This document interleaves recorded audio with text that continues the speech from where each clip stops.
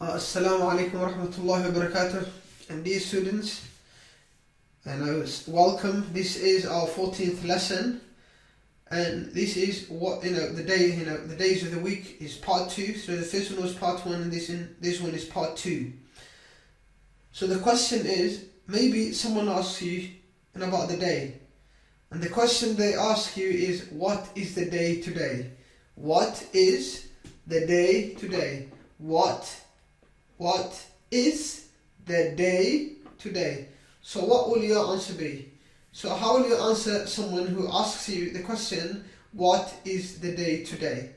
Ardayda sharafta badan marka waxaan idin leeyahay cashirka kusoo dhawaada waa cashirka 14aad marka days of the week ama maalmaha usbuuca ama maalmaha todobaadka maxaan ku qaybta labaad weeye. Marka su'aasha qofku ku weydiinayo markuu doonayo inuu maalinta ogaado ama ayaanta uu ogaado waa su'aasha weeye, what is the day today? maanta waa ayaante ku weydiinaya qofka ay maalinta ay tahay ma arbaca ma khamiis ba ma jimca. su-aasha ku weydiinaya waxaa weeye, what is the day today? What is the day today? What is the day today? Today is Saturday. Today is Saturday. Today is Saturday. maanta waa sabti, maalin sabtiya. Ama maanta waa Saturday. Today is Saturday. Marka ka waran qof hadduu agtaada fadhiyo hadduu yidhaahdo today is Saturday, maanta waa maalin sabti ah, aanay ahayna maalin sabtiya, aad doonayso inaad tiraahdo maanta sabti ma aha, maanta sabti ma aha, aad doonayso inaad tiraahdo maxaad oran? Waxaad oran today is not Today is not Saturday. Today is not Saturday.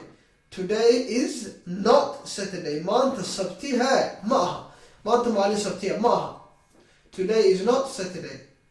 Tatana hadee kama soo qaad axad weeye. Marka wuxuu yidhi today is Saturday.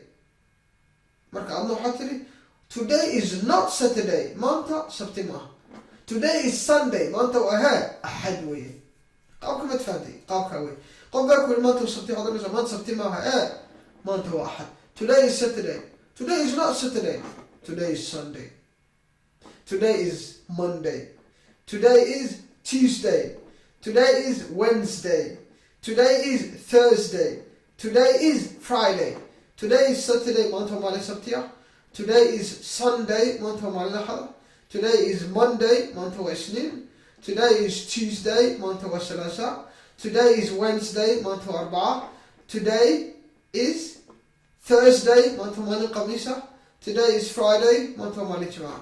Today is not Saturday, maanta sabti maaha. Today is not Sunday. Today is not Sunday, maanta axad maaha. Today is not Sunday. Today is not Monday. Today is not Monday. Maanta isniin maaha. Today is not Tuesday.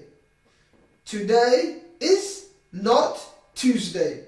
Maanta salaasa maaha. Today is not Wednesday. Today is not Wednesday. Maanta arbaca maaha. Today is I forgot that there. So it's supposed to be today is not today is not Thursday. Today is not Thursday. Maanta khamiis waa. Laakiin say qorantay hadda today is Thursday, maanta waa khamiisa ay noqonaysaa. Maanta waa maalin khamiisa. Today is not Friday. Today is not Friday. Maanta maalin jimca maaha. Marka not umad gelinaysaa say u qorayd umad halkaa istay meesha maalinta u dhacaysa umad not gelinaysaa tan waxay isku rogaysaa macna diid ma aha. Macna diid ma dhalanaya oo ah maanta jimca maaha, maanta khamiis maaha, maanta arbaca maaha iyo kala mid ah. Today is Saturday. Today is not Saturday. Today is Sunday. Today is not Sunday. Today is Monday. Today is not Monday. Today is Tuesday. Today is not Tuesday. Today is Wednesday. Today is not Wednesday. Today is Thursday. Today is Thursday, but you can say today is not Thursday. Today is Friday. Today is not Friday. Today is Saturday. Maanta waa maalin sabtiya. Today is not Saturday. Maanta maalin sabtiya maaha. Marka cashirka isticmaal badan geliya and practice samee qof u tago waxaad tirahdaa today is Monday. Today is not Monday. Today is Friday. Today is not Friday. marka isticmaalkiisa badi ku celceli markaad ku celceliso waxaa oran waan garanayaa ku celcelinta ku badi markaad ku celcelinta ku badiso wixii uu ka degdegayaa wixii maxaan ku dhahaa waad sugaysaa dadkan casharada soo socda maxaan ku dhahdaa ay ku fududaanayaan luqada sida lagu bartaa intaad barato waa la sugaa saas luqad maxaan ku dhahdaa ku baranaysaa marka waxaan leeyahay assalaamu calaykum waraxmatullahi wabarakaatuh. I end my lesson there and I leave you with assalamu alaikum warahmatullahi wabarakatuh till we meet next time. Bye bye.